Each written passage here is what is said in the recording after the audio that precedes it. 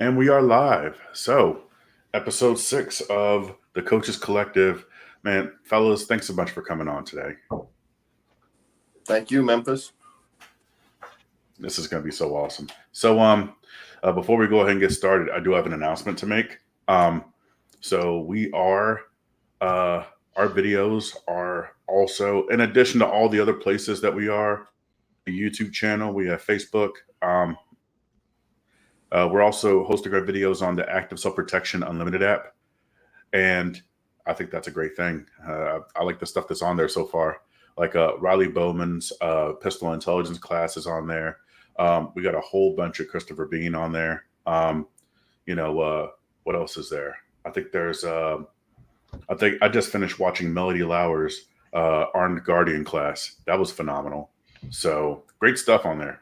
I'm not even getting paid for that plug. I just, I push stuff that I believe in, and I believe in the Asp Unlimited app. So, yeah, okay. It's hard to say, isn't it? It doesn't really roll off the tongue, but people get it.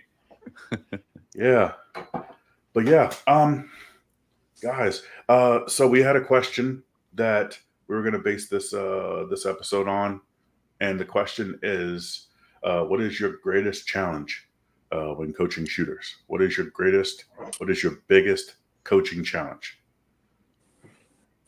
So, who would like to tackle that first?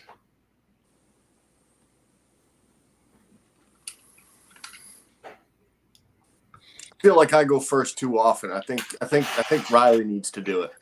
Okay. I was feeling the same way. I was like, I feel like I often go first with such things. All right. You put my face up on the screen, so here we go. I would say my biggest challenge is inherent to the type of curriculum I primarily teach in the pistol intelligence course. And one of the big things there is I'd say there's a couple of big challenges. Let's start with a visual piece first.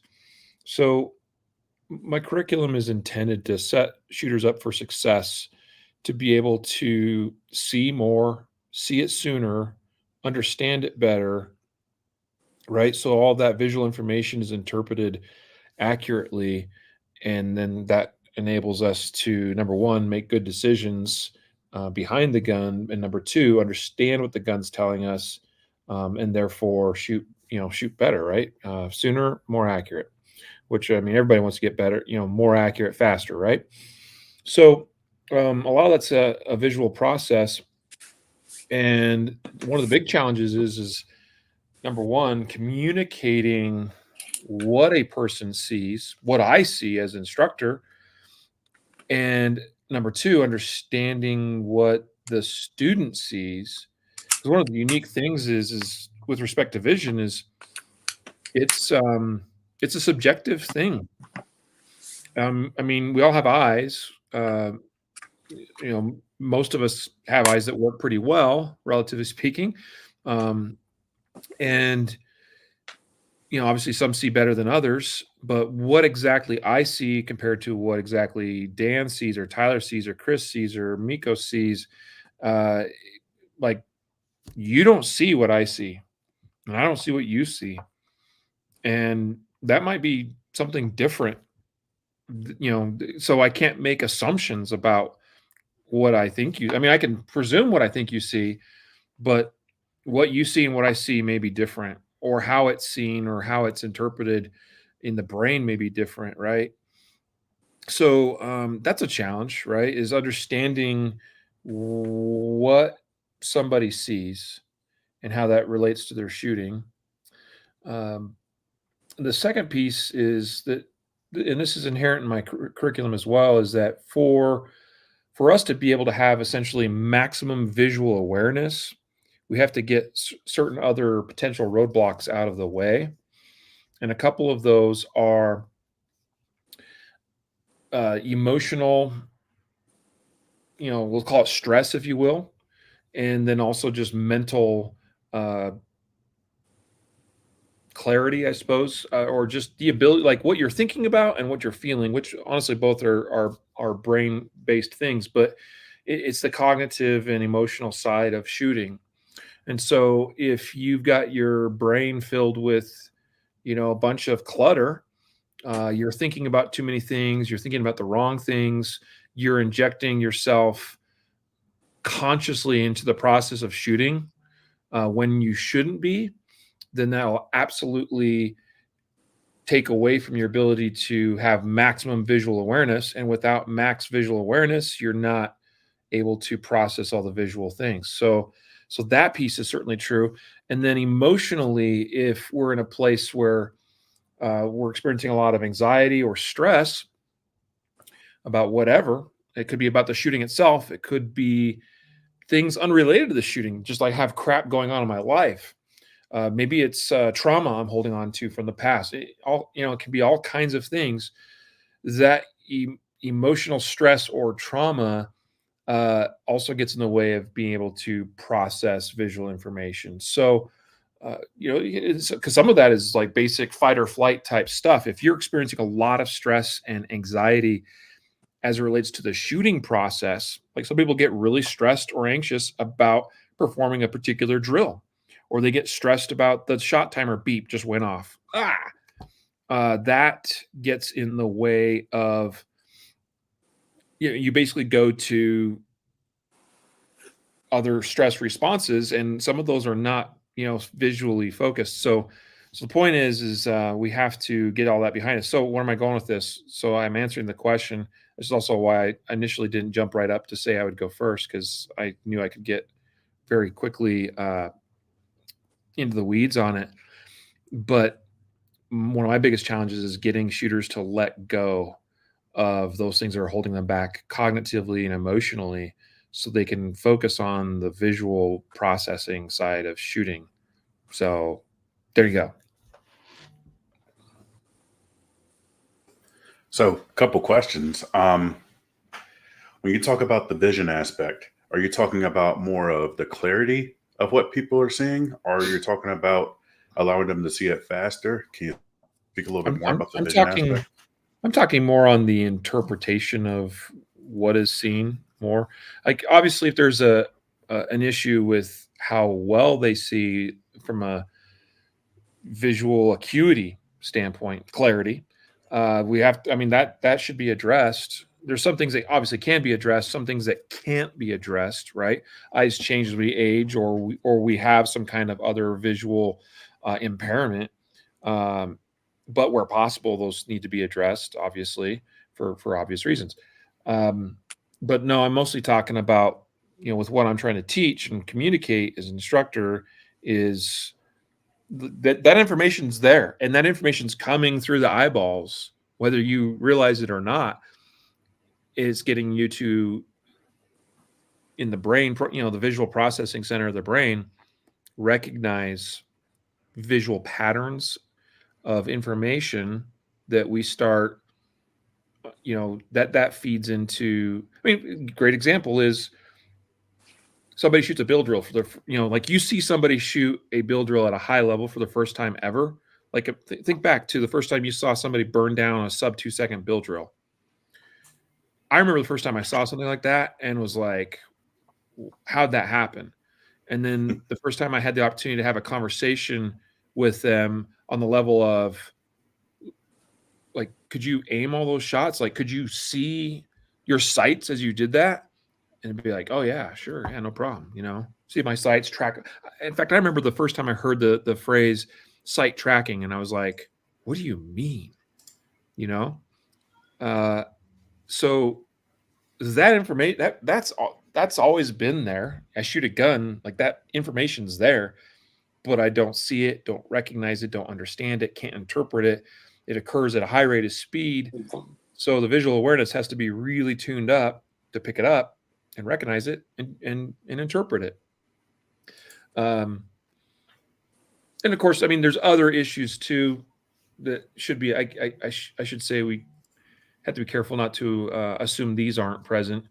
I think of them as more as givens, but if a shooter's blinking when they're firing a shot, well, they're not going to see that information, right? So that we got to have that out of the way too. I put that in the same category as like visual impairments, where possible, where we can deal with those things. We need to ahead of time. We got to deal with the tendency for a shooter to blink when they shoot, because then they're shutting that information input, as they're blinking, and so that's a problem. So we have to deal with that. But again, my challenge is primarily getting shooters to let go of the cognitive and emotional baggage that they bring with them to the shooting line, and so because that way they can move forward into the other deeper parts of the curriculum, which again, the end goal is to get them to where they see more, process it better, sooner, shoot better.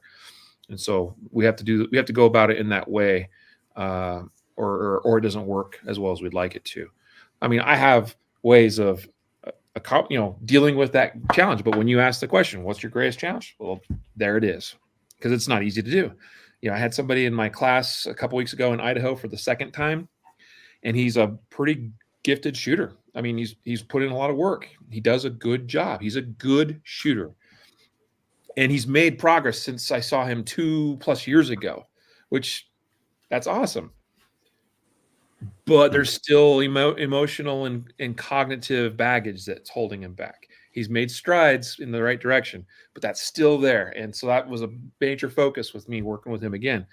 Bro, we got to let go of that stuff. We got to put that behind us. We got to, this is where we need to be mental game wise, not over here, and that kind of stuff. Right on. So we do have a couple of questions from our viewers. I want to thank Catherine Van Note for commenting. Is it really what each person sees, or is it how each person interprets it? So again, as long as there's not some kind of like visual impairment that is preventing visual information to get to the retina, to get to the brain and all that. So assuming that that's not the issue, then it comes down to how it's perceived and interpreted in the visual processing center of the brain. So yeah, I mean, that's where my focus is at primarily. But when working with shooters that, again, as I'm teaching, working with them, there's times where I wonder if a shooter is, say, blinking while they're pressing the trigger, and I will, watch just their eyes for a moment, and nope, that's not the issue, And other times I'm like, you're blinking. Okay, we could fix this, because if we fix that, then it's going to, obviously allow us to move on to the next thing. Assuming that's not an issue, let's say that they have they're 62 years old, their eyes have changed, they can't focus on certain things at certain distances. Sometimes we have to, like, those are the cards we're dealt, and we just have to deal with it the best way we can. Obviously in today's world with technology, we have things like a red dot simplifies dealing with some of those issues a lot more than it would have been, 30 years ago, when irons were pretty much, that's what you got on a pistol. And well, I can't see those, and I forgot my readers, or my reader, the bifocal portion of my lens is not where I have to do this number, and Yeah. and stuff like, so like we're in a place where that stuff is a lot easier to deal with. And then sometimes we just get to a place where, like, that's the best we can do, and that's as good as you're gonna be able to see it. And what's cool, and I've experimented with this myself, people don't maybe always recognize or know that I have corrected vision. I wear contacts every day. And you may not know, because you hardly ever will see me with glasses on, because I hate them. And but I have experimented with removing my contacts, let's say, no correction, and I'm pretty dang blind. Like I could see to about here, and beyond there, it starts getting really blurry. You know what a red dot looks like through, to my eyes without correction? It's a gigantic glowing orb. But I've experimented with, okay, can I make out the silhouette of a USPSA target at 7-10 yards? Absolutely, I can. Is it clear? Not at all. Can I guesstimate based on experience about where the A zone is on that thing? Yeah. Take big blurry object, find the center of it, then take big blurry glowing red orb thing that's in my red dot optic, center that over where I believe the center of that blurry target is. And guess what? I can get not as good as hits as I'd like, but I can get some pretty dang good hits. And so even that's an example of how I can learn to interpret not ideal visual information and do something with it. Man, good stuff. So I want to thank Eric Robinson for not sure what happened with the display. Anyways, I want to thank Eric Robinson for his comment. Being able to see hits is awesome. Is it? I'd rather see that information from this, the information the gun gives me, the sights, right? Like, it is awesome to see hits. I don't know exactly where Eric's going with that. But yeah, I mean, like, that's great, but I'd rather get my hit information, my shot calls, if you will, from whatever aiming system I'm using on the gun, because it's actually more instantaneous than seeing a hit on target. It's I feel like it's kind of seductive, like that's almost like, I want to see my hits on the target, but that's not really what I need. I need to see it from my sights. And that's ultimately the skill set we should be reinforcing and encouraging development in, is like that's where it's at, because there's going to be times where you can't see hits. I mean, in like in real life. Exactly. Yeah. And so we want to reinforce, no, like, it's great to see a hit on target. That's awesome. But far superior to that is, this is what the gun told me as I fired that shot. In that exact precise moment, I know where that round will impact the target. And that's why you'll hear me define shot calling as knowing at the precise moment the shot's fired where the round will impact the target, not where it hit the target. No, where it will impact the target, because that's something in that precise moment the shot's fired and I register that information. At that moment in time, I know where that round's going.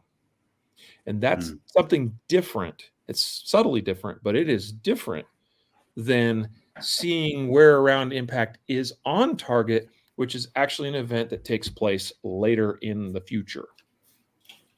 And it doesn't seem as critical when we're shooting, at 5 yards. That feels like a simultaneous event.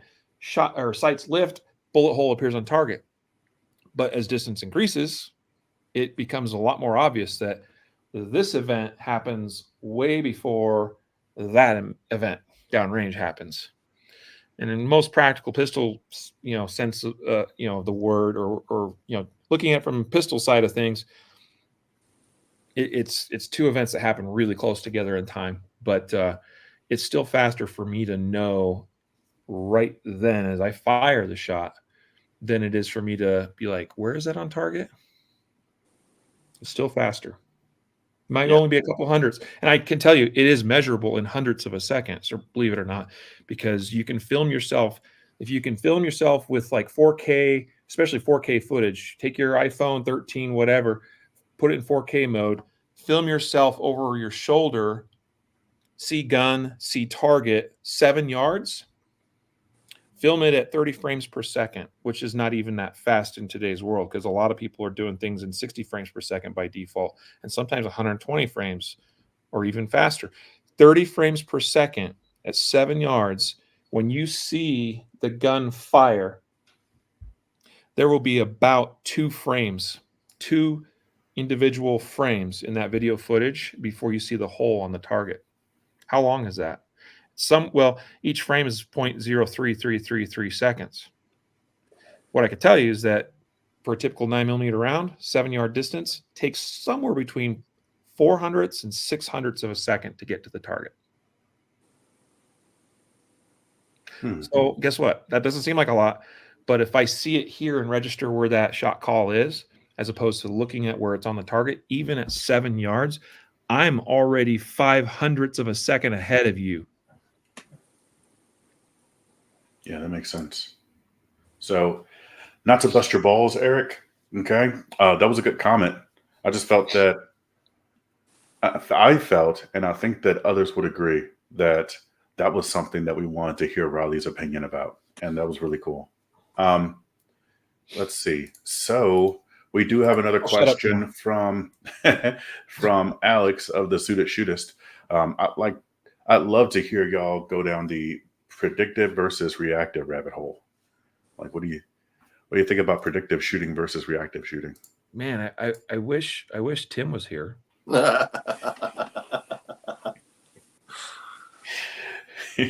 That might be a revisit. Yeah. That's actually Yeah. a really good idea for a revisit if we can finally get that little dude onto the show. Where is he tonight? I thought we scheduled tonight because I thought he might be available. I don't know. You want me to call him?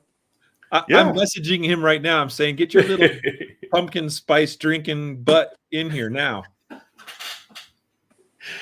So, how about we make that the theme of episode 7? I think that's You know? probably a good idea. Yeah. Because I think Alex identified that as a rabbit hole rather accurately. Because I think we're going to see some interesting opinions on that. Yeah, introducing us to the precipice of a rabbit hole. Oh man. It's gonna work out Dadgum. great. Yeah. Stand by. Dadgum. Like, clear your schedule. Okay. So, man, good stuff. So, let's see. Good stuff. Good stuff. I think that's all the questions that we have here. Good stuff here. So, if you guys have any other questions for any of these speakers here, make sure you put them down in the chat. Do we have any volunteers for next, or should I just pick at random? Tyler, yeah. man. So, what is your biggest challenge as a coach? What is your biggest coaching challenge? All right. So I fully believe in a functional, holistic approach to this.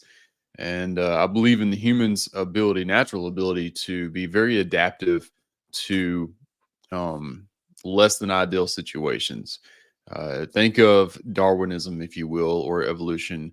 Like if you put a living being in an adverse condition long enough, they'll either die or they'll adapt to it. And without oversimplifying this, an explosion going off, excuse me, 18 inches in front of your face, overstimulating, 3, sometimes 4 out of your 5 senses is a pretty adverse condition.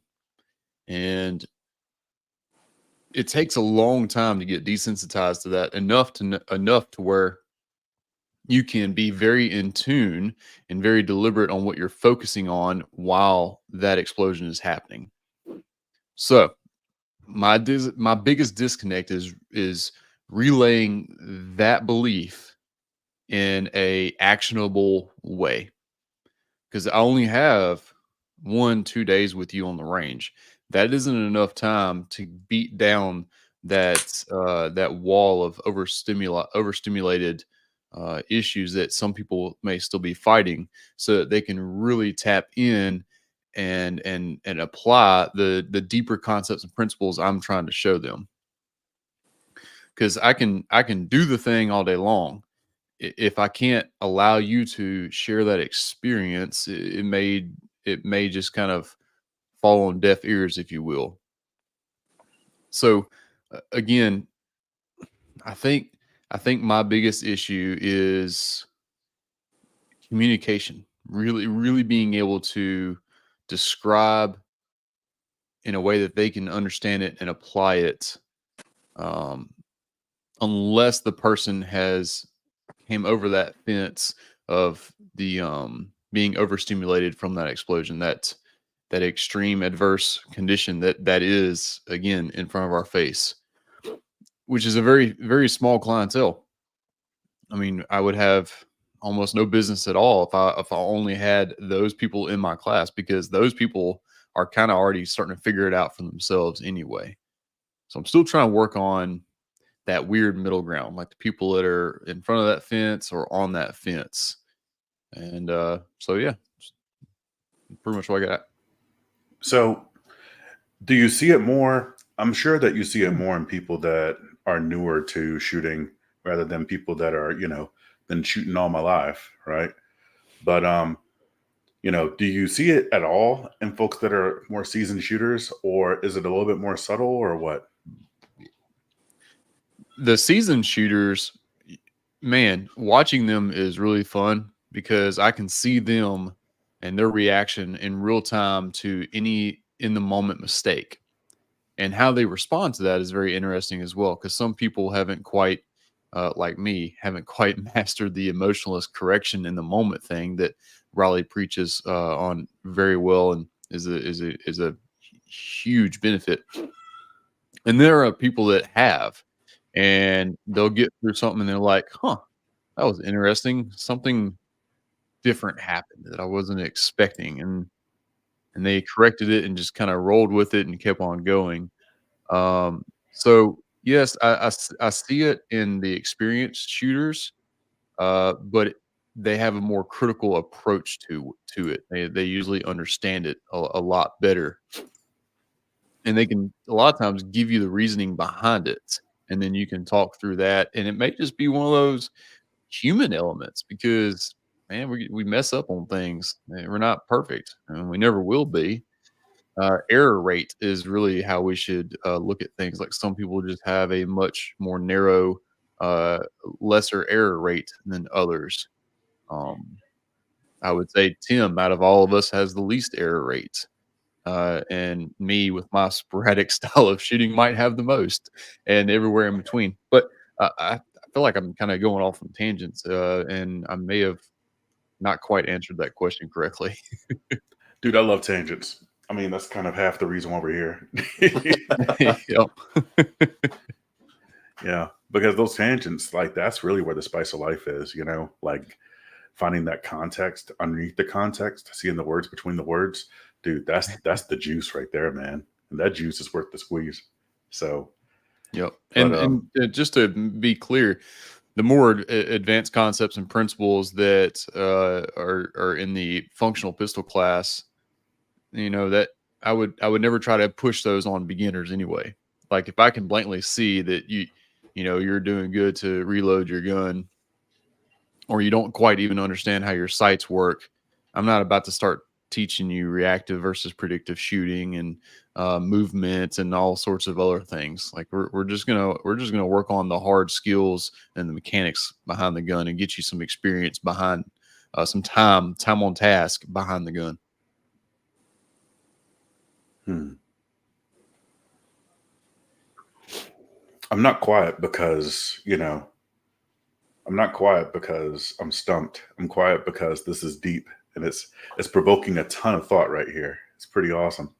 Yeah, I just had kind of a chain just on what Tyler just said. So thanks, Taylor. Tyler, I need to write something down. Hang on a minute. Sorry, Can folks. you write it? I need Can to you write it down in redneck accent? Also, I learned today that I say water weird. It's Like with a D? yeah. Apparently it's supposed to be pronounced water or something like that, not water. I don't know. Tyler, you pronounce everything weird, just letting you know.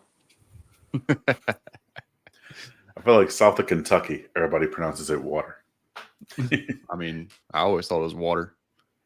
There's a T in it. Apparently, I didn't know that. I mean, Memphis City schools, man. I don't know. It's like birthday. Like apparently, there's a TH in birthday. Birthday. Birthday. Yeah, that. It's tough. Thanks, Tyler. Anytime. All right.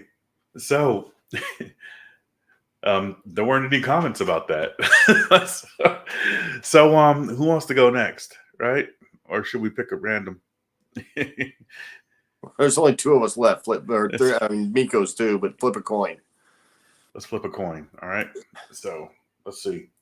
I have a battery. It's a Panasonic CR1632.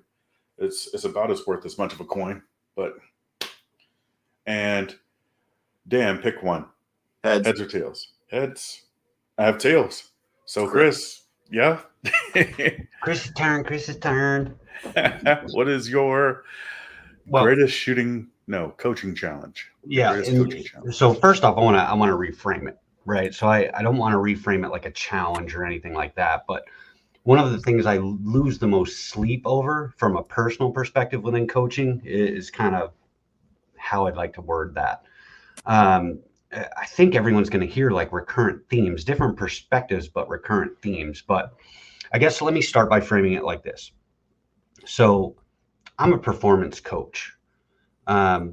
Shooting is a piece of that, but it's a small piece of it. The way I approach coaching in general is more about the person being able to perform whatever task that they're doing, right? So I can kind of keep it in relation to shooting, but I think it's greater than that. I think it's a larger aggregate thing that I kind of think through. And I think almost everyone on this call has heard me say this, and most of the people that are listening that know me have heard me say this. But the thing I struggle with the most is trying to get people to own what they can do, and really kind of understand that they can do more than they think they can. So what I tend to say to people is, I wish you could see yourself the way I see you. I wish you could transfer the confidence and the belief I have in you into whatever it is that you're trying to do, because that absolutely exists. I just need them to see it. So really what I, spend a lot of time thinking about is, how can I articulate that better to people? How can I explain that more effectively, or help them along that path better, quicker, more efficiently, to help them get where they want to go? So it's not really a client issue. It's an issue that I have that I wish I could do exactly perfectly every time, or just quicker. And try and get people to start understanding, instead of spending mental effort trying to find the reasoning and why they cannot do something, let's find the ways that you can, and have somebody kind of join me in that, versus trying to expend all this energy. Well, this is happening, or this is happening, and this is happening, and that's why I cannot do that. It's defeatist, and it drives me nuts, because I don't believe anyone can be defeated if they don't want to be. So trying to kind of figure out ways to kind of help people along and talk through that with people, so they feel empowered to do more. That's really what is challenging for me. And in every single day, I want to do better than I did yesterday with that. The last kind of piece of that is, and I've been thinking about this for the past couple of weeks, and I may have had conversations with some of you guys about it, but the difference between comfortability and capability. So a lot of times people get wrapped around the axle thinking they have reached their capability threshold, where it's actually comfortability. That's what they're comfortable doing, and they don't want to do anything else. So trying to find ways to help people move away from what they're used to and go into something that may be uncomfortable, but more conducive to their capability. Those are interesting things that I sit up at night and stare at the ceiling and think about. How can I help people do that? And this isn't just related to shooting. Mentorship, leadership, business, relationships, all of those things. They all kind of float together on this paradigm of ideas. And it's really kind of something I just go down a big rabbit hole on. So that's it for me so far.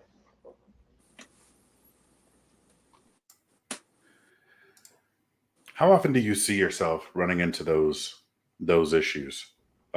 Is it like every client or every student, or is it like pretty basically with some regularity, right? Everybody. So. Everybody, and this is not a negative.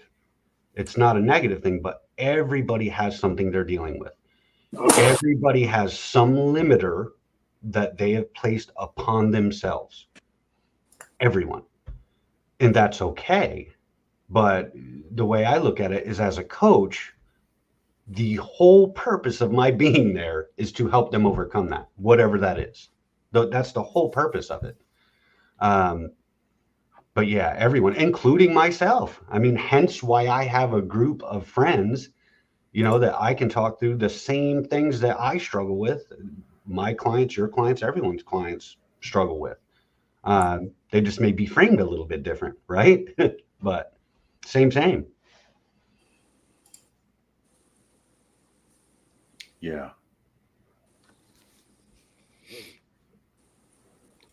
I should remain silent, but I can't help myself. I'm just glad you're not in a truck, Riley. Go ahead. Yes. You know what? Okay, so let me back this up slightly. One of the ways I think of this, I think what Chris is saying, the way I describe it is, there's reality of who you are as a shooter or as a person, because I agree this stuff applies universally to everything in life.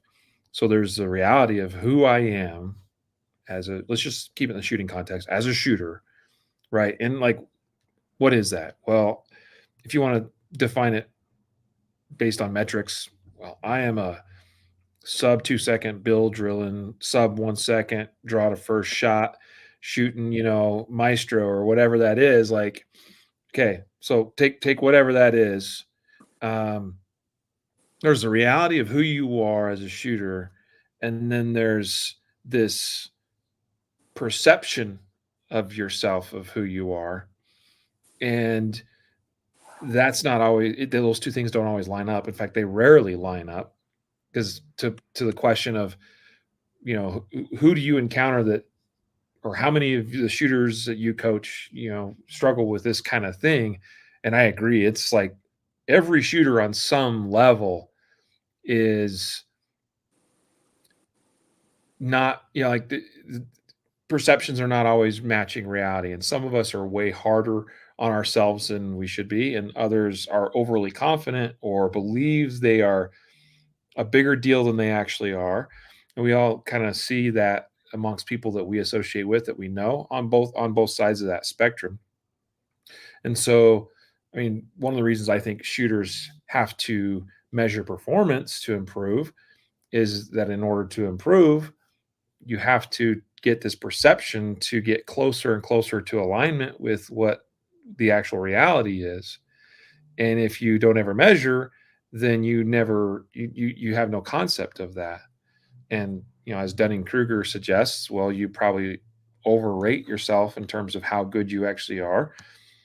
And then interestingly enough, what we then often find is, as shooters improve, as they measure, as they put together a database of information that starts telling the story of who they are, they start underestimating their actual skill level, because they start becoming more and more critical of who they are, and so that becomes its own challenge, right? And so that's a great point, that many probably don't want to know, and that's absolutely true. Like, that's its own little thing, the fear of, that's uncomfortable. I don't want to know the truth, because I will probably feel bad if I know the truth, and so people don't want to know that. All right, so all that to suggest that kind of what I was going to mention is, one of the biggest things confidence boosting wise that I've experienced, and that I've seen in other shooters experience, because confidence is key too. There's obviously problems with overconfidence, and there's problems with not having any confidence or belief in yourself. It's poor self-image, right? So those are problems for sure. One of the biggest confidence boosting things for me has been to truly, as best as I can, again, because I don't think I have it perfectly figured out all the time either, but I think I'm a lot closer than I used to be. But a huge confidence boost, and and by that, it's like a huge boost to the mental game, is understanding who you are, because in so doing, you know what your limits are. Like, you know how far it's okay that you can push and what you can kind of get away with. And you know when you're being too conservative, because you start to understand yourself better and better as a shooter. And so if you know that, then you can stay within sort of these operational limits. And if the better you can do that, the more confidence you have, and that allows you to turn in a more consistent performance because you can stay within those operational limits. That's huge. So many shooters struggle, like Tyler. I mean, we've had the conversation, bud, and this is true of the student I saw a couple weeks ago in my Idaho class. Very good shooter, but his thing he told me on day one was, I want to get better consistency in my performance. This is one of the keys, is knowing that who you are, piece, really well, knowing what those limits are, and then you are better able to stay within them. It takes discipline to do that, because folks like Tyler and folks like me, because I'm wired to, like, I have zero qualms about pushing to the limits and beyond the limits. Like, I can go Ricky Bobby fast anytime I want. So it's taken a lot of discipline to, okay, I want to do this, but this is where I know I have to stay within. And then when you develop the discipline to do that, oh man, it's so freeing and confidence inspiring for yourself as a shooter, because then you can do it and you can turn in those on-demand, consistent performances more and more and more and more. And I'll shut up again.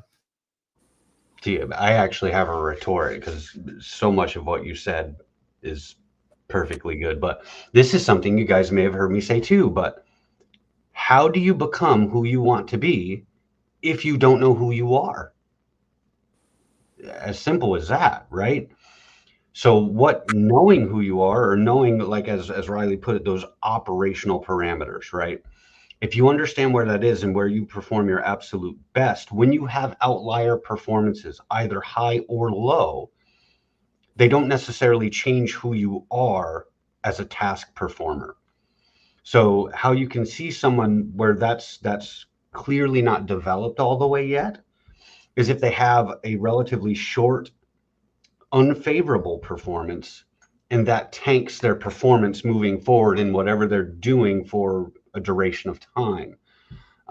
That's kind of an indicator that they're not 100% solidified in how they feel about what they're doing. And the same thing goes for like that person that has like a great, super great performance, and then they become somewhat overconfident, and then you'll get like the over try to try and repeat that performance, which again lends itself to inconsistency and all that happy stuff. So that's, I mean, and a live Tyler did yesterday, I think, talking about journaling and stuff like that. I caught pieces of that, but that's a huge piece of that, where we talk about shooting and we talk about all this stuff. We're going to go to gun school. We're going to practice. We're going to dry fire. We're going to do all this stuff. But you're not collecting the data to fortify that in your self-image and who you are. You're doing a repetition for repetition's sake, not for growth.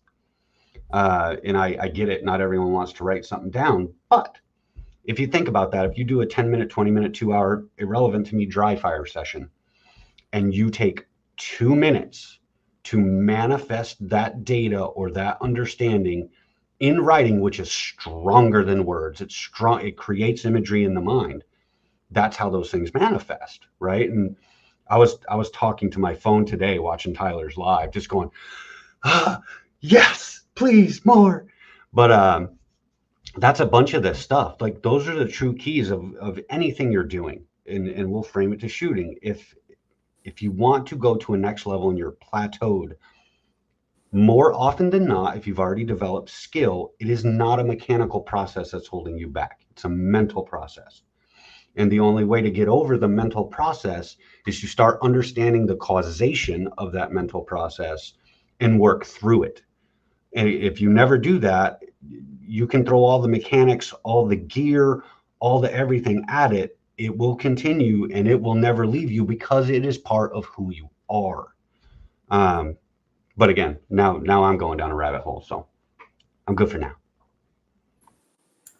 I think these are great rabbit holes. I love these rabbit holes. It's such a great discussion. I mean, I love hearing this, and I love hearing Chris expound upon this, and whether people will know it or not. Like we are, we are in the presence of coaching royalty with Chris Bean being here with us tonight.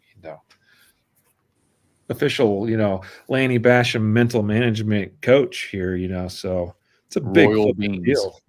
deal.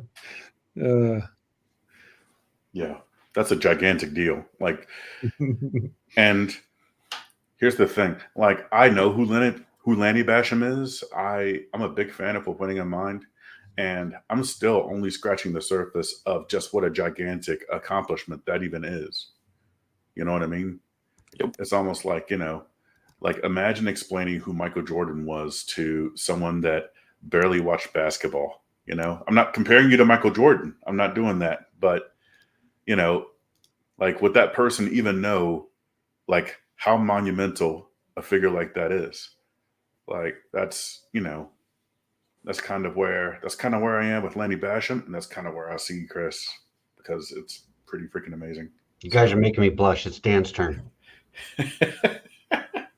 Well, Dan, I'm gonna give you the option. You want to go next, or you want me to go next? Because I don't know if I want to go next. Well, considering the amount of brilliance that I've heard in the last 30 minutes, I don't know that I want to follow that, but I guess I'll allow you the pleasure of closing it out with brilliance, and I'll just kind of be in the middle of that sandwich.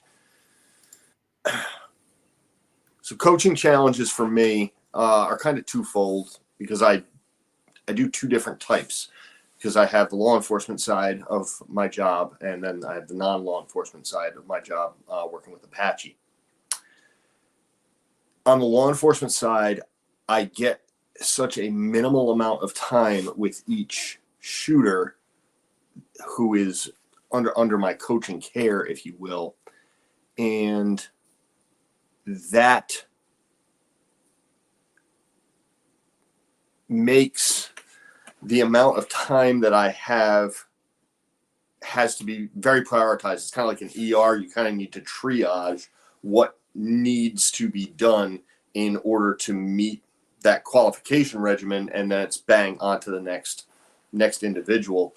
So that is a challenge in and of itself to me, because I have to regulate myself. I have to regulate what I want to do with this person in bringing them off to the side and giving them a solid 20 or 30 minutes of my time to really genuinely improve their skill, because they haven't been subjected to actual decent coaching in the, as Tyler pointed out, just the basic mechanics of how to press the trigger and not disrupt the sights. The lack of understanding that they have in how to manipulate a handgun, and these are armed professionals. That is a challenge to me, because I don't get to engage in deeper access to who they are as a student, who they are as a learner, and how to best approach their specific challenges. That being said, on the other side of it, again, it's a sort of a self-regulation challenge, in that when I do have full weekends with students or 3-day classes with students, keeping myself in check from not overdoing it, not over coaching, and keeping it to 2 or 3 primary things in which the student will see the most growth in the shortest period of time once they carry on the lessons from the classroom time, if that makes sense. No, that makes a ton of sense. Yeah. So, dadgum. I never really looked at it from like the training LE, training mill kind of side of the house. What we do here in Memphis is a lot of armed guards. And yeah, I get it, because these guys are paid professionals that carry a gun for a living, and we still got to teach them how to line up the doggone sights and how to grip the gun. So So I had Yeah. a fairly, I won't say unique opportunity, but it's a short-lived opportunity where I had a guy who's on one of the platoons, on one of the shifts, and he wasn't able to come to the qualification with his shift because he had some off-duty educational stuff that he's doing, which has deregulated his schedule to a certain extent. So he came out to the range with the SRT team, and I was able to run him through some stuff there. And I have a great deal more freedom when I'm running on that range in particular. And so I actually got to have him run his pistol in a non-qualification regiment just to see what he's capable of. So, the first thing I did is I ran him through a 10-10-10 drill.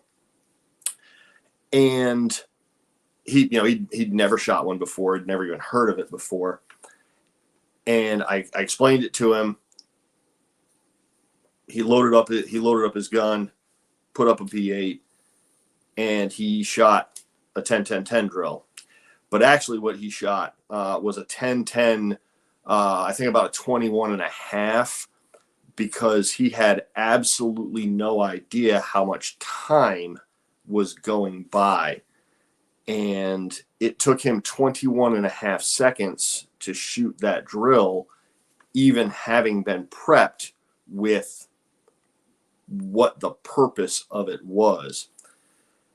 And that's the level of low impact training that a real large portion of law enforcement in the country is subjected to, this extremely base level instruction that is completely designed around a qualification regimen with as few bullets expended as possible to keep within budgetary constraints. That was a enlightening moment for him, and a frustrating moment for me, because I can't magically make 400 or 500 rounds per person per range just magically appear. That all has to be allocated and all that. But what is sort of worse to me is the attitude that, well, if they wanted me to be better, they'd provide me with more ammunition, or they'd provide me with more ability to train, instead of just taking the bull and doing it on your own. I can't remember who I said it to, but one of the first firearms instructors I ever worked with in the LE line, I made this same complaint to, and this is closing in on 20 years ago now. And I was like, well, why don't these cops do this on their own? Why don't they train on their own so they can get better? And he said, if you can tell me how to teach a cop to give a fuck, we'll have something there. And I think that's a big part of it, because I don't think a lot of cops care enough. What was that look, Tyler?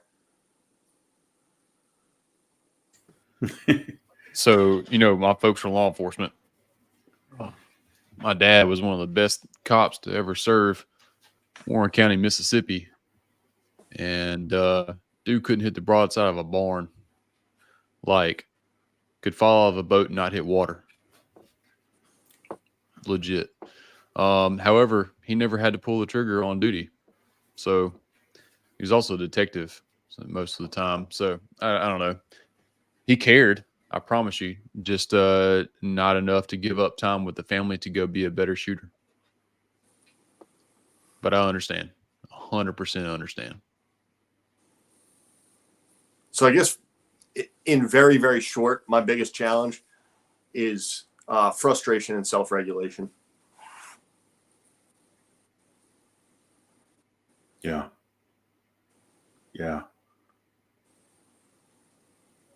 Man, I can kind of relate to that too, because, I remember back in the Marine Corps, I mean, I shot expert. So, I mean, what else is there? Right. I guess. And I was really arrogant about it too. Oh, you and me Because, both. yeah, because we didn't have a whole lot of Marines in our unit that shot expert with that kind of regularity. Like basically for me, it just really came down to, all right, like just see your sights. And if you can keep the sights from wobbling when you press the trigger, that's half the battle. The other half is in the dope book, Like if you could just, if you can maintain like a good log of where your holds are, that's the other half of the battle. It's just, I saw that as some kind of sense of pride where I really should have looked at it at, the bar is a little bit lower than where it needs to be. Nowadays, the Marine Corps is making a lot of strides and revamping that curriculum to where it'll actually give you something you can use out in the field. And I'm really thankful for them for that. I wish I could have gone through some of that. But yeah, man, good stuff. Alrighty. Well, I guess I'm next, right? So, so my biggest coaching challenge has always been helping people manage their emotions and helping them to develop a little bit of mental toughness, emotional toughness, basically. Because, all right, I guess I'll stand on my soapbox just for a little bit. But, if it really just came down to, hey, let's try the thing that I'm telling you to do, and we'll see if it works for you. And if it doesn't, let's try something else. If that was all it came down to, if that was it, then, most people would pass all their qualifications, they would pass all their permit tests, and they would accomplish all their goals. And they'll walk away with a light pen or a turbo pen or whatever have you, right? But that's not what happens, though, is it? Generally, what happens is we try to do the thing. Keyword try, right? Keyword try. We try to do the thing, and then it doesn't happen. And then most people either go into one realm or another. Either they try harder, which keeps them doing the thing, or they don't try at all because I'm just going to fail anyway. And managing that, that war that happens in between people's ears, that's tough. And that's a realm that, honestly, dude, sometimes I wonder if I'm even prepared for it. I know I'm damn sure not qualified, but the best I can do right now is to be an advocate for those people, to be their cheerleader and to let them know, hey, no matter what, whether you hit that bullseye or not, it's not going to make you a bad father. It's not going to make you a bad, a bad wife or a bad husband. It's not going to, no matter what your classification is in USPSA, it doesn't define who you are as a person. Okay, those things are just letters. However you do on the qualification, it doesn't define who you are as a cop or as a Marine or as anything. It's just and as far as the emotional standpoint, it's kind of weird to call it emotional control because we're emotional beings anyway. We don't generally have control over our emotions. We're gonna feel them. We just need to, what we can control is how we work alongside those emotions. Are we gonna let it kick our ass? Are we gonna let it, bottle us up and keep us from where we want to be? Or are we gonna feel it and acknowledge it and understand that it's a normal part of life and move forward? So helping shooters do that, and then also helping them to, okay, once we get past this, let's talk about your grip, and then once we get past this, let's talk about our sights and our trigger, and let's see what we can do here. That's always been my biggest, because I can't help the baggage that people bring in. I can't help that. Help is I can be their friend, and I can help them to, I could be an ear to listen to. I can tell them what my input is, and how it's going to relate to what we need to do today. But, you know, whether or not you show up to a class and, you know, you win the turbo pin, or whether or not you show up to a match and, you know, you bomb that classifier, none of that's going to define who you are. And the more that we attach ourselves, the more that we attach like our own personal sense of self to these preconceived expectations of our shooting performance, the more it's going to kick our ass. And if we could just, you know, if I could just help people move past that and be like, okay, you are a good wife. Can we go shoot now? I think that's my biggest challenge. And it still kicks my butt every time I get a client. So.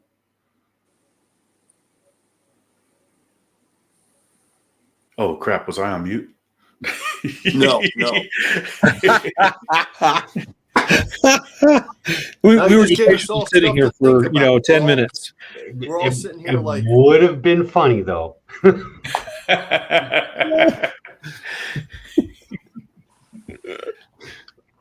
Yeah, but that's really the biggest thing, you know. Like we'll start off with something small. Here, I'm just going to put up a B8 at 5 yards, and let's just not even test where your shooting skill is. Let's just confirm that our sights work, right?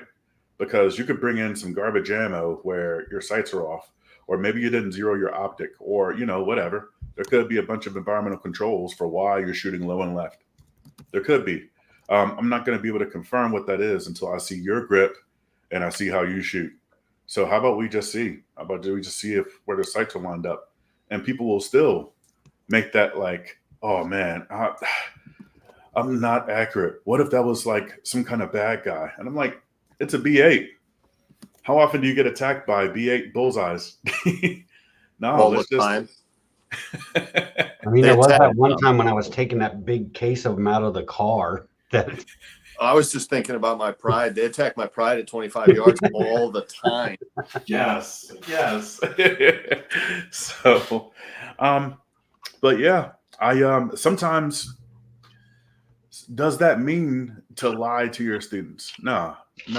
But sometimes we need to help them understand, okay, like there may be some issues here, and not all those issues are under your control, you know? It's not always just jerking the trigger or anticipating recoil. It might actually be some legit issue, you know? Maybe it's not, you know, your dot isn't zeroed. Maybe you do have astigmatism. And so, you know, maybe it's worth something to say, hey, draw on this piece of paper what the dot looks like to you. And you'll be surprised how often people will draw like a comma, or, you know, it'll look like Halley's Comet, you know, or it'll look like some kind of giant starburst.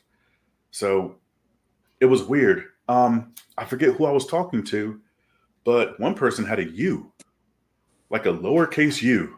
Wow.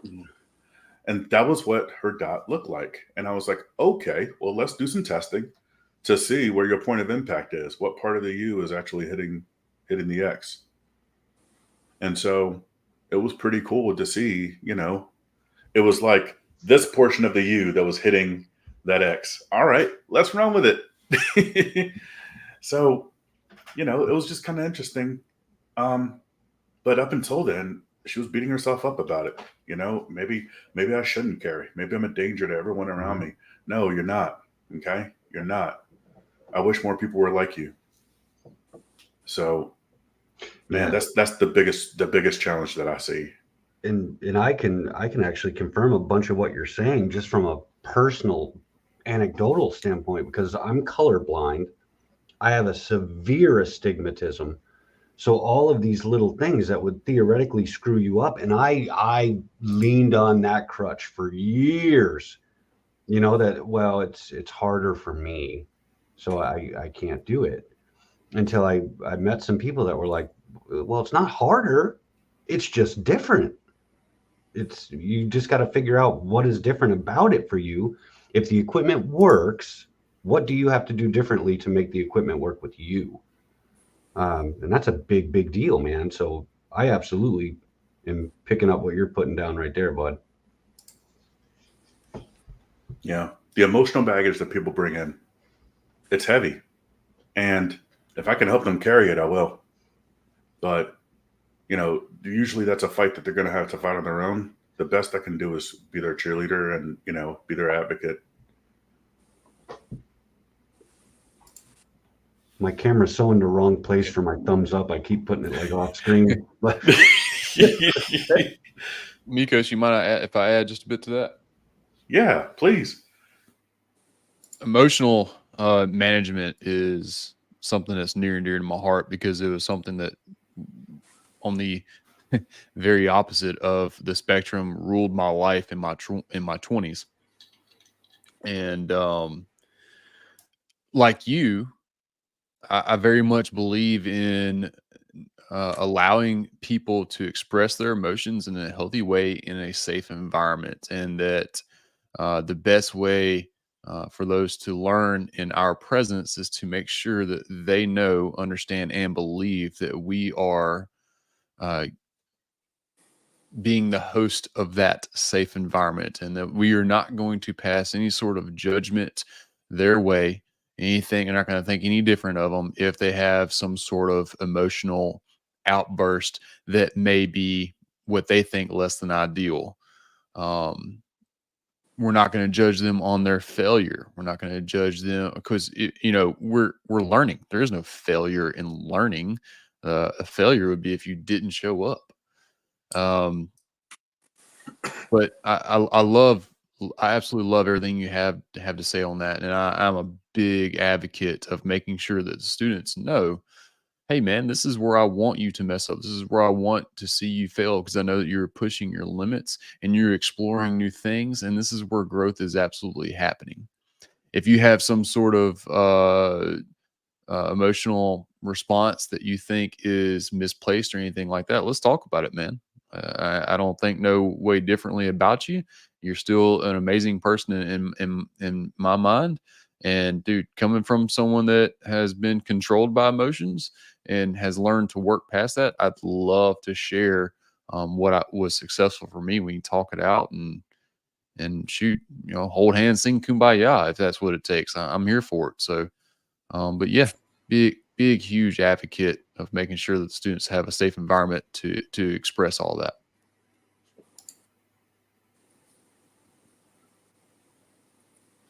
I'd love to hear Tyler sing Kumbaya and just, you know, like that nice Southern draw. You know what I mean? That'd be awesome. Man, I can't carry a tune in a bucket. I tell you. It's been a long day. I need like nappy time, and Tyler to sing me to sleep. Yeah. So we do have some questions here in the chat. So there's one question that came up a little bit earlier. We'll come up here just a little while. There's one question from James Barr. Gosh dang, I cannot. I could not pronounce his name. I'm sorry, James. But yeah, how do y'all navigate student arrogance in class? Say another student, another instructor unable to turn off that mode and stay in student mode. Oh, super easy. Show them up. I mean, I ain't trying to be a dick about it, but make it fun. Make you do it in a fun type of way. You know, this exactly happened a couple of years ago. Raleigh knows exactly who I'm talking. Chris too, and you know exactly who I'm talking about. Dude shows up, just won top shot at the academy, young guy. You know, early 20s. We're all arrogant and egotistical and 10 foot tall and bulletproof at that age, especially coming out of the Army, or if you're in the in law enforcement, you just won top shot at the academy. And he is a stud. He is a good shooter and all that. Just no emotional regulation at the time. Much better now. Much better. Anyway, and so he kept doing the arrogant thing, right, and whatnot. And I was like, hey, let's have a draw to first shot challenge just to see what's up. And I said, lowest time wins. Do you understand? And he says, yeah, I understand. I was like, no, really? Do you understand? He's like, yeah, I got it. Draw to first shot challenge. Cool. Check. All right. And I let him, we do it on one timer head to head. That way, you know, we couldn't see what each other was doing or nothing like that. It was a true just see what you got right there in the moment. And beep, pop, and I pull off like a 0.54. His was like a 7 something or maybe a high 6. He was coming out of an ALS, but the whole point was it was really fun to see him get schooled. And I was like, you know, you could have won. I didn't tell you you had to hit the target. I didn't tell you you had to put both hands on the gun before you press the trigger or anything like that. Because I whipped the gun out and did like right here, and Good shot. yeah. Little speed rock, you know. So, and it was bigger than who was faster. All right, it was beyond that. It was who can truly understand the environment and what is asked of them, and use that to every bit of their advantage in the moment. And that was a pretty good little learning point for him, and I'd say everyone there got a good little kick out of it anyway. So Okay, can I interject on this one too? I go after Please. Riley, but Yeah. Sorry, I had something in my throat there. I guess I'll throw it out real quick. I think that strategies with dealing with arrogant students that won't shut up, students that got to be, you know, the smartest guy in the room, that kind of stuff, which, I mean, I've encountered that. It happens. I think that needs to be approached with discernment as far as, you know, what's going to be the best tact for this individual, because definitely they're like what you just described, Tyler. I'd say, yeah, I've done similar things. Maybe not as blatantly, but you know, just in ways of like making a point and like, you know, just kind of, all right, my dick's bigger than yours, so you can shut up now and we can move on, sort of thing, right? Right? Like there's he a time said and a it. place, there's a time and a place for that. And for some people they'll respond well to that. But there's other times too where it's got to be a little bit more subtle. One of the things I've encountered is, you know, a student that feels like, you know, they got to make sure that they're heard on every subject.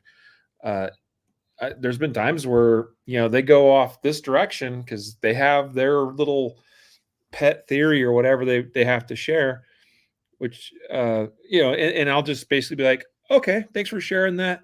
We're not talking about that right now. We're talking about this. And sometimes it's just that redirection.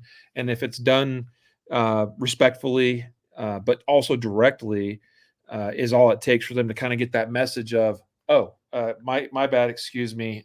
You know, correction made. I understand, you know, and I've had students I've had to, you know, employ similar tactics like that more than once.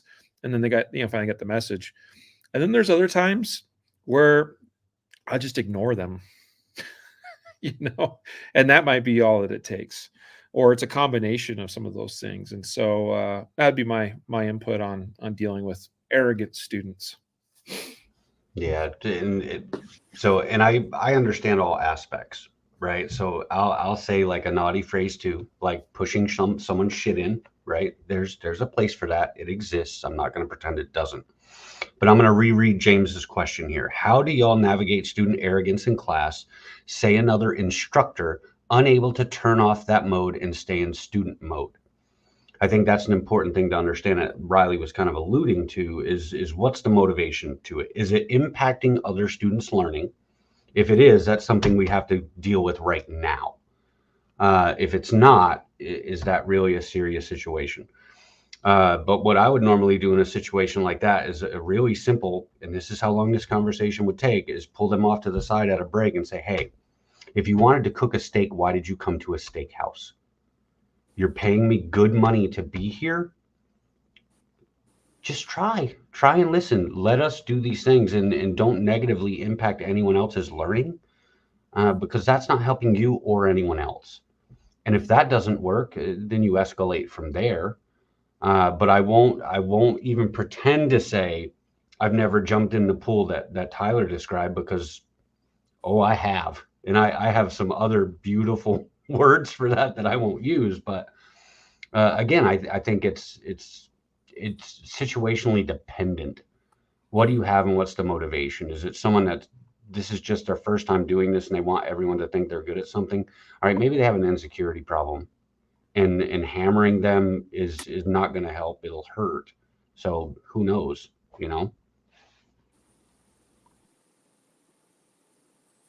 I completely agree with what Chris was just saying, is that it does depend on the situation.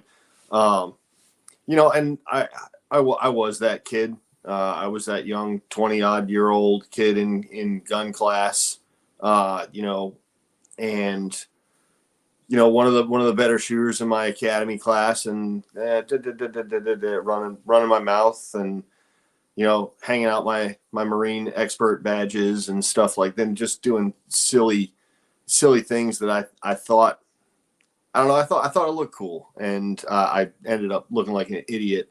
And I was that kid who absolutely needed to get metaphorically hit in the face with a 2x4 and been like, you don't know anything, son. You don't know anything. And fortunately, I had a mentor who is still a very close friend of mine, who was more than willing to hit me with that 2x4, did so and put me in my place. And I went, fortunately, in that particular regard, I was a fairly quick learner. And I went, oh, I actually don't know shit. I'm going to step back here and watch and learn and see if I can't get myself a little bit better.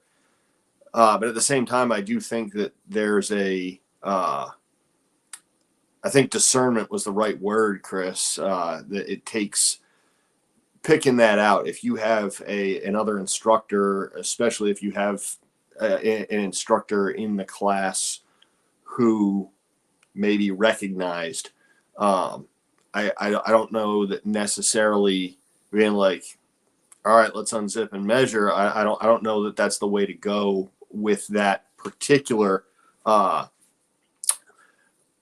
type of thing. I think having Chris's step to the side and be like, look, dude, I'm not going to doubt your class ability, but this ain't your class. You paid me to be here.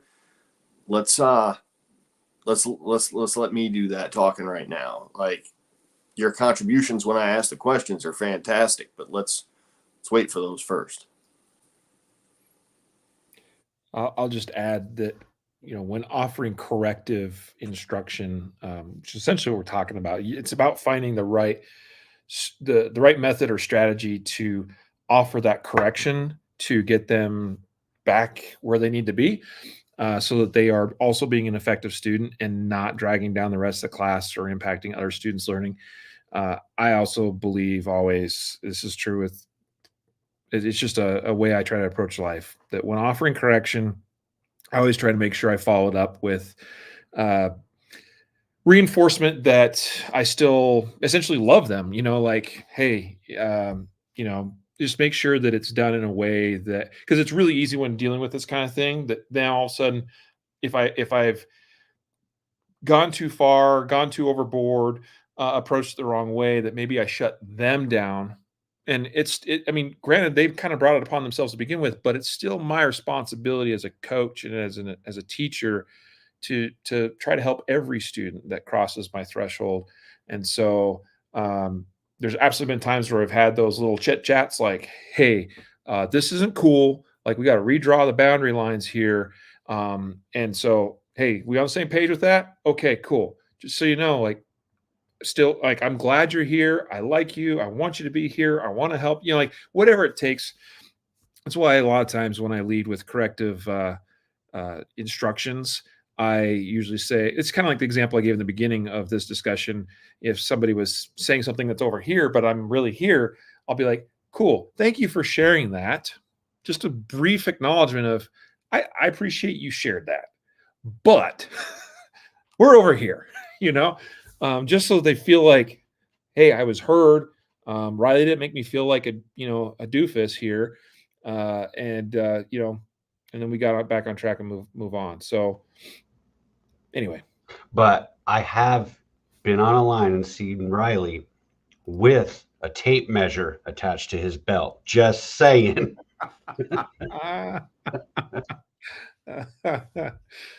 Well, I carried one as part of my job for more than a few years. It's to measure the circumference of that dome that sits on his shoulders. Right on. Hey, you know what, Memphis? There was one thing I wanted to go back in the chat that I saw earlier, from what we were talking about earlier when we were talking about like journaling briefly or something. I think Jeremy had a question in there. Yeah. I did want to touch on that because I actually have my journal here. So what I will do is I will actually, pierce the veil a little bit. And so his question is selfish question. What data are you collecting from your personal practice sessions to track performance and progress other than the usual stuff like total time, draw to first shot, splits, and scores? So I just picked a random page out of this and I'll just read what's on my journal, right? If that's helpful, great. If it's not, whatever, but it's what I put in mine. And it changes. It's dynamic. It just depends on kind of where I'm at that day or what I'm thinking about. But on this one, we have 6/28/2023, 4:30 p.m. to 4:51 p.m. I always start with an affirmation statement every single day, every single session. It is the same until I change it. And that statement is, I am an exceptionally skilled shooter, one whom possesses deep technical prowess and the mental control to accomplish any shooting challenge placed before me. That's in every single entry I make into this book. Then it says, no timer today, just focusing on vision for the first half of the session. Build drill 20 reps, coming out well. Support hand is a little late. Move to a build drill on an index card to correct. Failure to stop 20 reps. A little less trigger finger will stop the gun from moving from one side to the other. Eliminate some of that travel. Split build drill, 20 reps split, all good. Reloads and transitions, reloads 1.01 average, 90% consistency. Transitions on short transitions are 0.25s, and I do everything in averages. I don't do like a high or a low. I just do an average for the session. That's how I track to directly answer that question. It's more of an aggregate than any kind of mean. Good session. Felt a little tired, but I'm happy. I need to work on continued tension release. Speed does not come from bind, I guess is what I have there. Maybe attempt non-aggressive music during my session to make me think about something else. Less equals more. That's a daily entry for me. And they're very similar with live. Some days I have more data. Some days it's more like thought driven.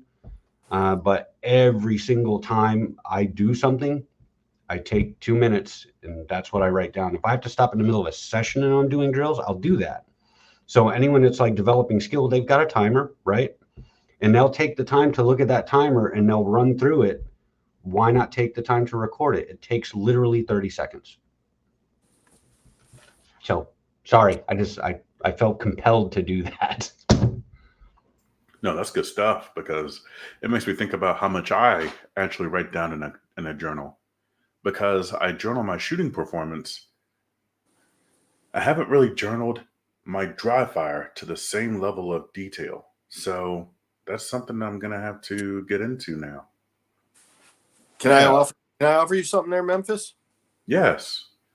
So I've heard you state a number of times, and not just this, this collective call, about sort of emotional regulation, clarity of thought, stuff like that. Maybe diving into what Bean's got going on and the way you're thinking about stuff. Maybe journal some of that along with some of your technical data.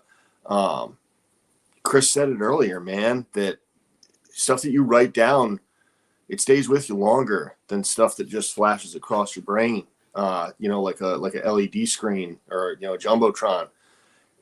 That's ephemeral. It disappears very quickly. But if you take some of those thoughts, the thought processes that you are so articulate about here, and you put them in black and white down in front of you while you're logging some of your shooting data, maybe some of that stuff comes along more consistently for you. Just thought. No, that's good stuff. That's good stuff. Because I do put in, I'm not really so concerned about my splits or my draw times or much like that. What I'm really concerned about is my mental state. And that's usually what I end up journaling in my shooting journal. When when I go home, I don't journal the same. I just realized that. So that's something I need to look into. Ta-da! It's awesome. So, and that's something that, I think that it's almost like a lost art. Not really so much looking for ways that you're right or trying to prove yourself right, really kind of being curious about what all you can improve. Not really what you got wrong, just what we can improve, what needs work. And you know what's really good about it? So if you're consistent, or you try and be consistent about it. So we always think of journaling like we're going to go back and we'll just say, okay, well, on this date I was there, and on this date I'm here, and look at all this progression that's happened.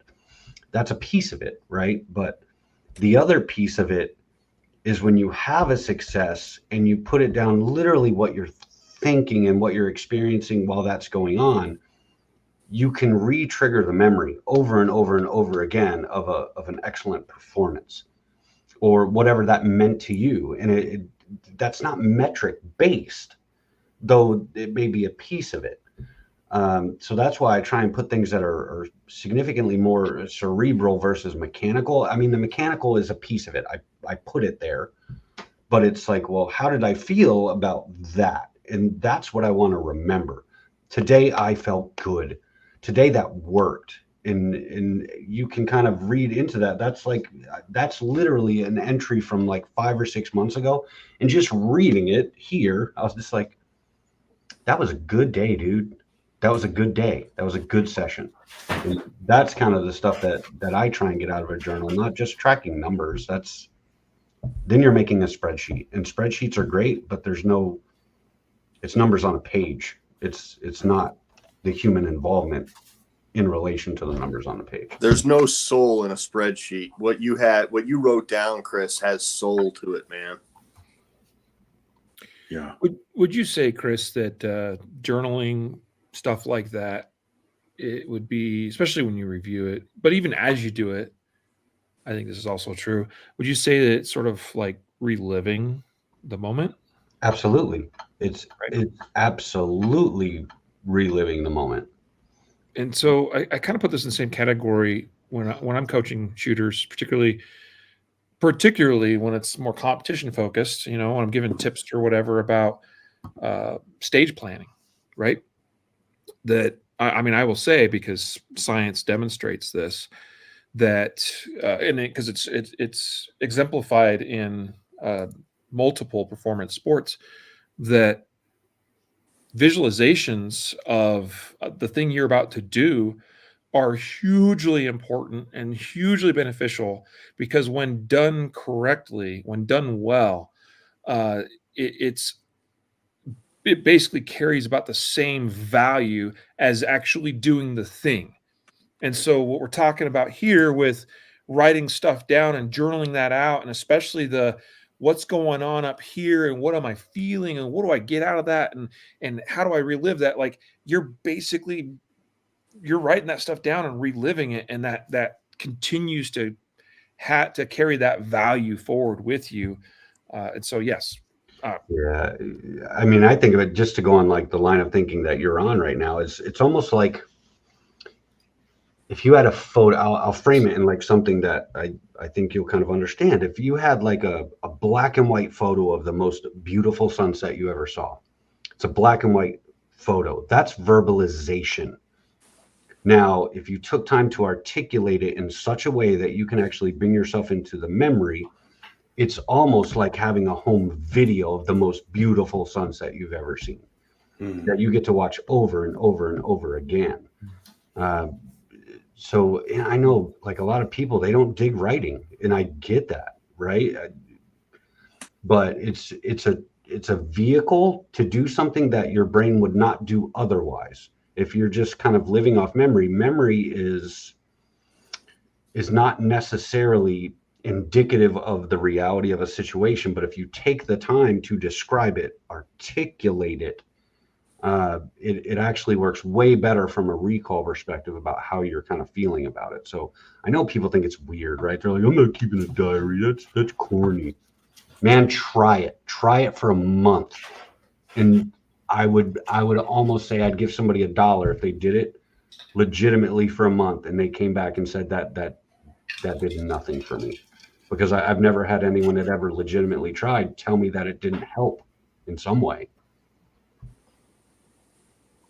Yeah, I'm definitely going to do that. That was good stuff. We have, you guys mind sticking around for one last question? Because I think this one right here was a doozy. So the question is, this is selfish, but I'm going to ask, any tips on how to avoid self-sabotage? I have a class that starts Friday and I'm not ready. If I can take just the 30-second crack at this, it's not selfish.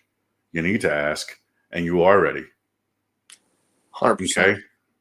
Like you gotta, like first off, let's do away with all these preconceived, like, hey, I'm gonna nail it or I'm not gonna nail it. How about we just go out there and see what we can do? And if it's a class, then how about we take it as a class and learn the lessons that the class has to teach us instead of looking at it like it's some test.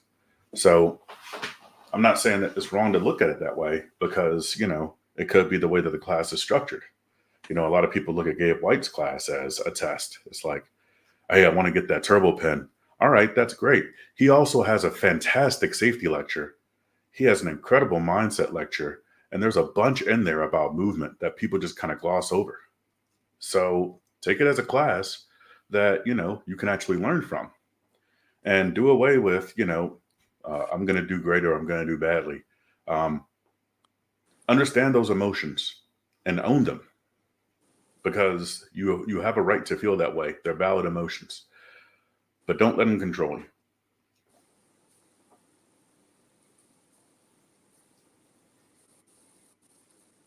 I'm curious what class it is.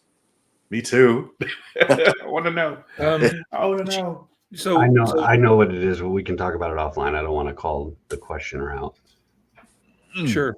Those a good affirmation statement will help you start getting out of that self-sabotaging mindset, because it's so easy for all of us to do.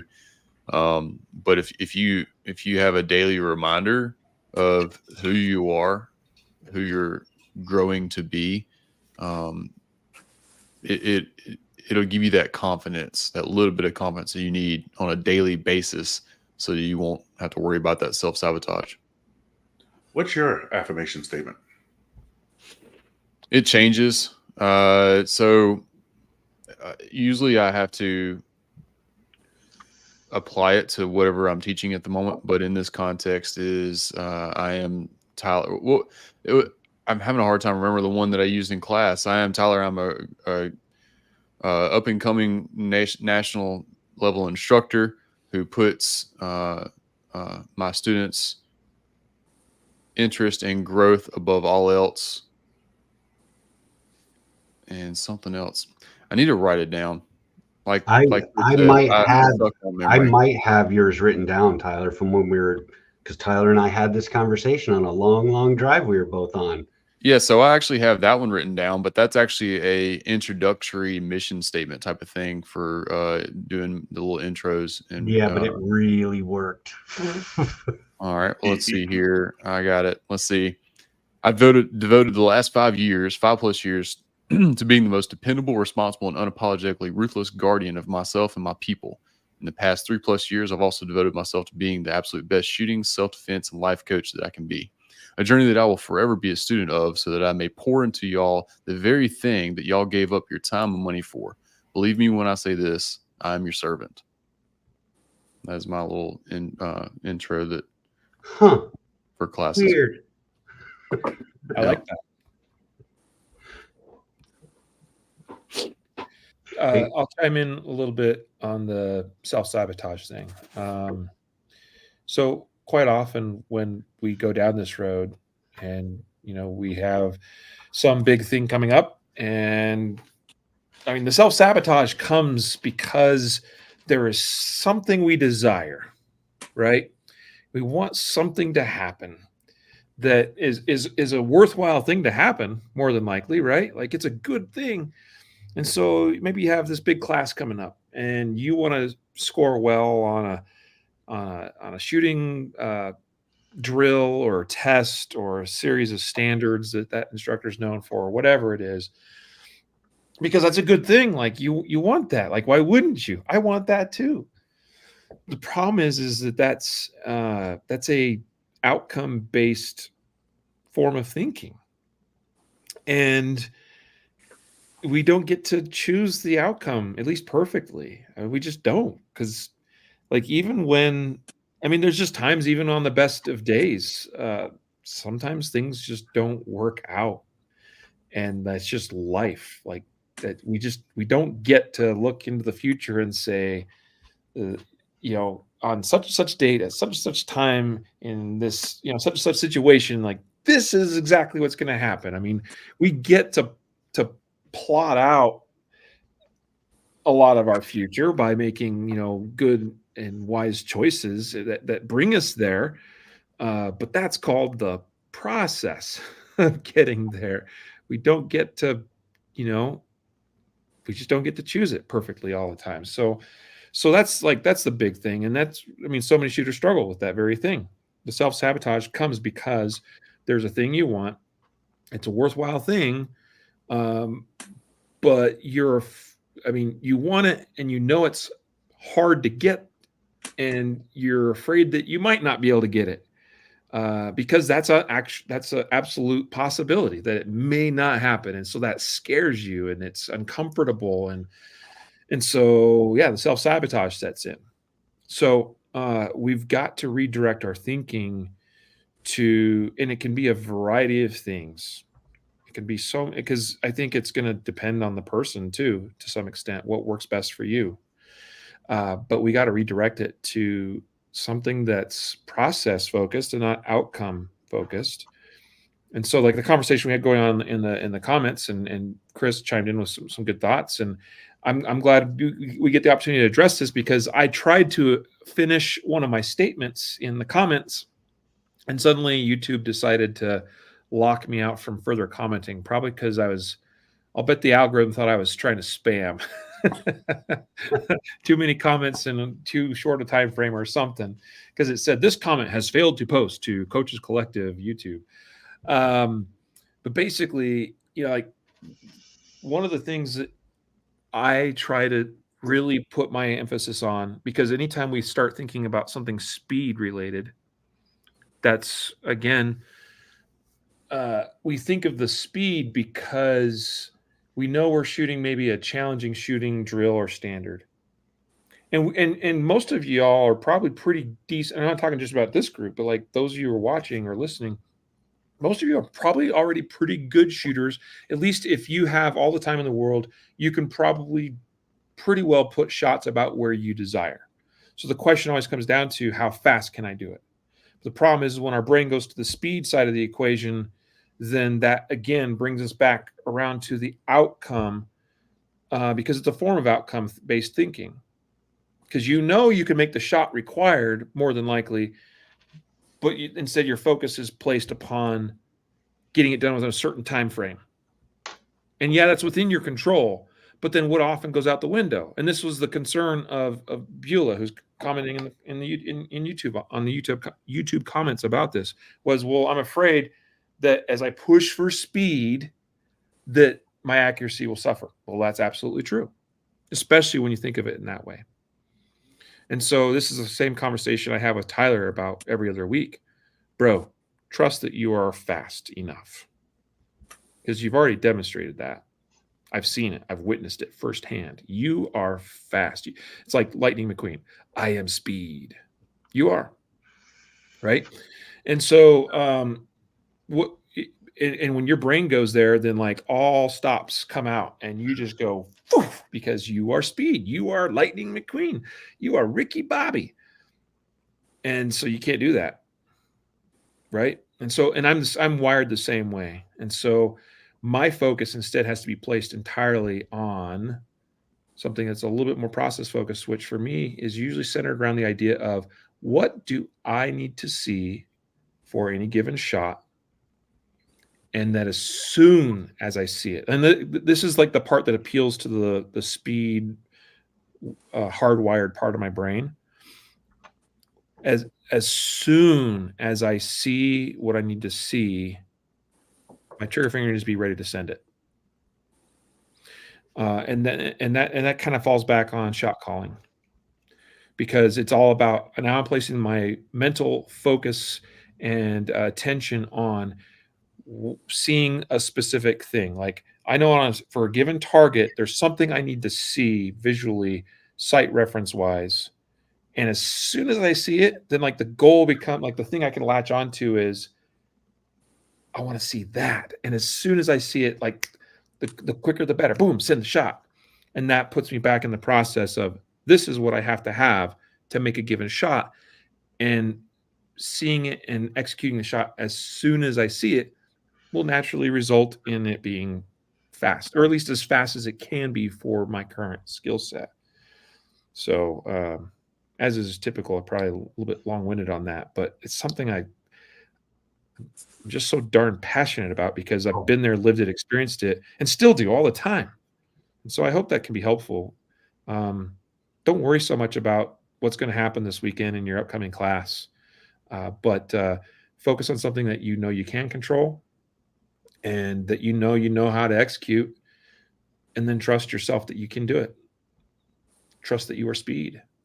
Yeah, can I jump in on this one too? Just because I was kind of all over that one, and again, Riley and I see a bunch of this stuff the same kind of way, and he catches me when I do it, but really I want to read the statement again too for those that aren't in the chat, but just very simply. But I'm going to ask any tips on how to avoid self-sabotage.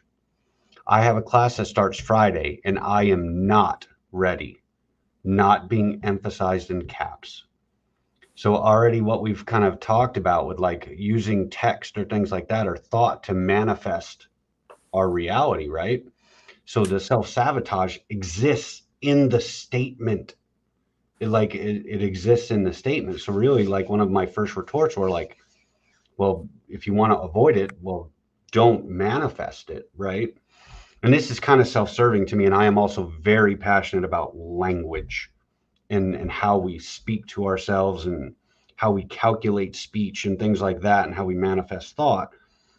So much so, and this is kind of a secret, I think 2 people on the planet know this, but I'm currently working on writing a book called The Subtle Language of Failure, because that subtle language is what will manifest in failure for you, because all it does is create anxiety in relation to the task, because people are hardwired to believe the task or the performance of said task is representative of their self-worth.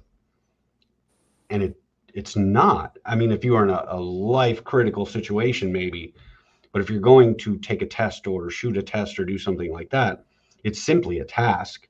And all you can do is apply the skill that you currently have in completing the task. But the quickest way to mess yourself up in that is to say, I'm not ready for this. Because if you say that to yourself enough, when you go to test, that's what will run through your head. Not there's the target, there's my gun, this is what I need to do to make that happen. Whack, done. So that stuff's super important to me, because I lived a very long life speaking to myself that way, and it was detrimental to my growth. And that's, if I could give somebody one quick tip. Don't talk to yourself like that, because it might not seem like much. It might seem like, hey, it's jovial or it's fun, but it means something, and it means something to you, and you'll remember it. I would ask her a question, and that question is, what is the class? If it's a gun class, have you fired a gun before? Do you know how to press the trigger? Do you know how to unholster that gun safely? And if you can answer yes to those questions, you're ready. Yeah. And I'll speak by proxy. Like, this shooter has every tool necessary to crush it.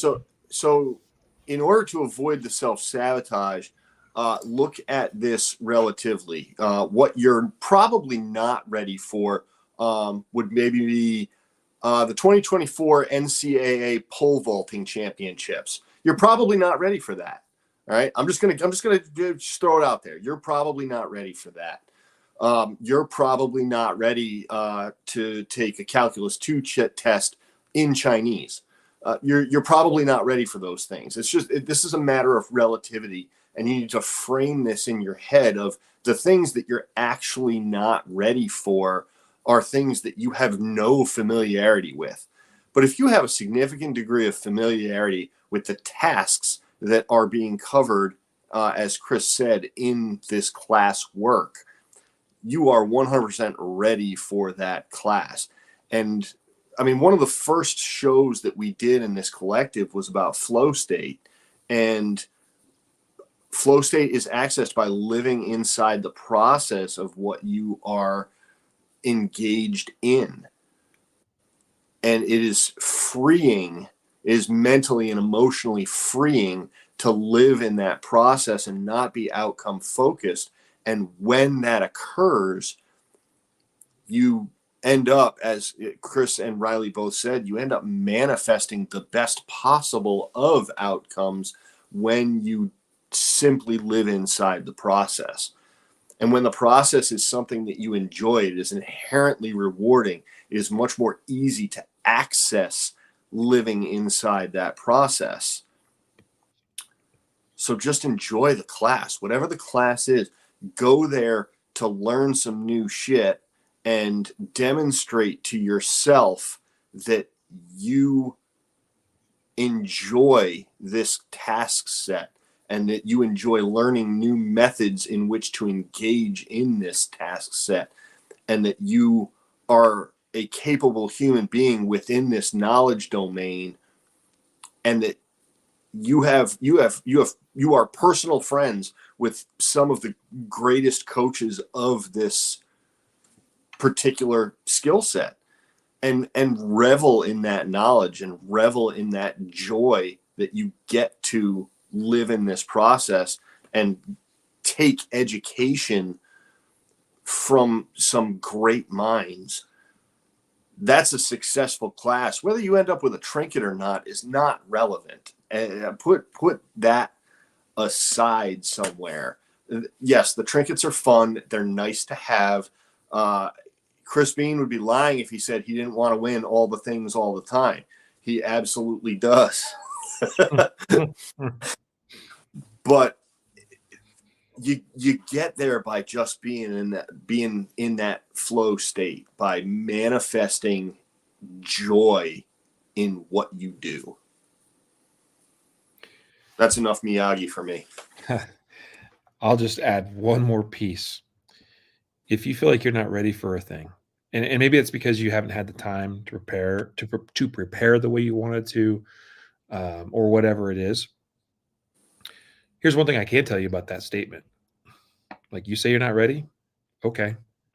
So go to the class with the attitude of, what can I do? And you can do what you know how to do. That's all you have left to fall back on.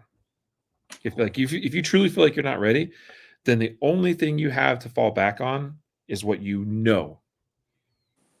So the best performance to date I've turned in at USPSA National Championship was last year. I was not ready, and I knew it because it came in at a busy time of the year. I couldn't prepare. I couldn't practice the way I wanted to. I had all these plans about how I was going to do that, and it didn't materialize. It didn't work out that way. And I just remember thinking, going to the match, I was like, I'm not prepared. Like, there's 450 other competitors that are, probably put in way more work than I did, relatively speaking. And so I just looked at myself in the mirror and was like, well, what do you know how to do? Well, we just talked about how important it is to know who you are as a shooter. And I just I know how to do this, and I know how to do that, and I know how to do this other thing. I'm just going to do those things. And I completely just focused on that and trusted myself, and turned in the best performance I have to date at that level, and way better than I could have anticipated. That's all you can do then. So do what you know and trust that it'll be enough. So just to touch on that, Riley came in. It was third place master, and out of 450 shooters, he was number 33rd in the nation. So, yeah, that's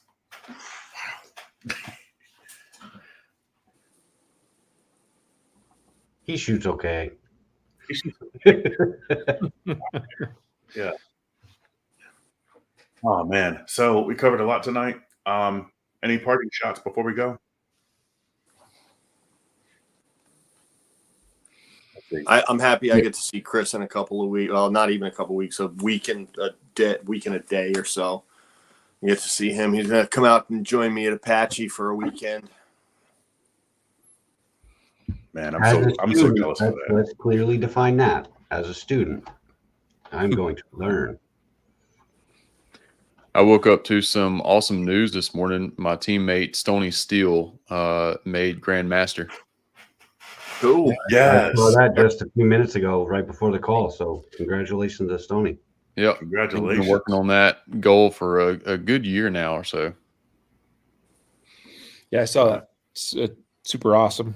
Well deserved. Obviously, he's put in work, and so About that's time. awesome. Yeah. Yep. For a dude that works offshores and doesn't get to touch a gun for more than half a year, and mostly just shoots matches. Yeah. So Yeah, he's awesome, man. He's one of my favorite people. such a great dude. If Tim Heron had joined us this evening, love you, buddy. I look forward to getting to see him in a week from today. We'll both be down in Florida for the U.S. IPSC Nationals, so that'll be a good time. Well, if I don't talk to you between now and then, Riley, good luck at IPSC Nats. Hopefully the weather's good there. And Yep. It's Orlando, isn't it? Yeah, it's closer to Daytona. It's about 20 minutes outside of Daytona Beach. Oh, okay. Volusia County Gun Club or whatever. Well, So- good luck at IPSC Nats. Yeah, Pat- appreciate that. Pat Tim on the head for me and give him a good luck. Yeah, give That's him a pretty pumpkin spice excited. latte. I'm actually pretty excited. We got an Airbnb. I mean, it's nothing fancy. It's a pretty small little like kind of condo type unit, but it's right on the beach. So Nice. If you happen to drive through Central Mississippi, holler at me. I'm not driving. Oh. I am flying for this trip. Wow. Well, at Yeah, least your ammunition won't catch fire. Right. Yeah, There's apparently that. there is a limit at which I won't quite drive. I mean, if time was not an issue and all the various things in life that has to be balanced, I'd be like, yeah, cool, road trip. Let's drive to Florida. But yeah, I got to fly there. All righty. So for all my fellow Marines, happy birthday this weekend. Semper. Semper Fi. Yeah. And so this right here, let's see, this recording should be available as soon as we stop recording tonight. As soon as we stop the live, it should be available on YouTube. And it's also available on Memphis Beach Coaching on Facebook and also on the Synergy Training Group, the YouTube channel for the Synergy Training Group. And that is led by Tyler Tharp. And so that'll be available once we get done with the live tonight. I'll upload this tonight I'm going to upload this to Spotify. It's going to be available on Spotify, on Apple Podcasts, Google Podcasts, wherever you get your podcasts. And also it's going to be available on the Active Self-Protection Unlimited app. So you can enjoy it there as well. And they should be available tomorrow morning. I'm going to upload them tonight before I go to bed. So, guys, if you're watching at home or if you're listening, I just want to say thank you so much for the time that you're spending with us. We really do appreciate the time that you spend here. And I just want to say thanks for watching, guys. I'm so honored that I get to spend time with coaches like these. And it's so freaking amazing. It's a dream. So thanks, guys. Likewise. All right. Thank you. See you soon.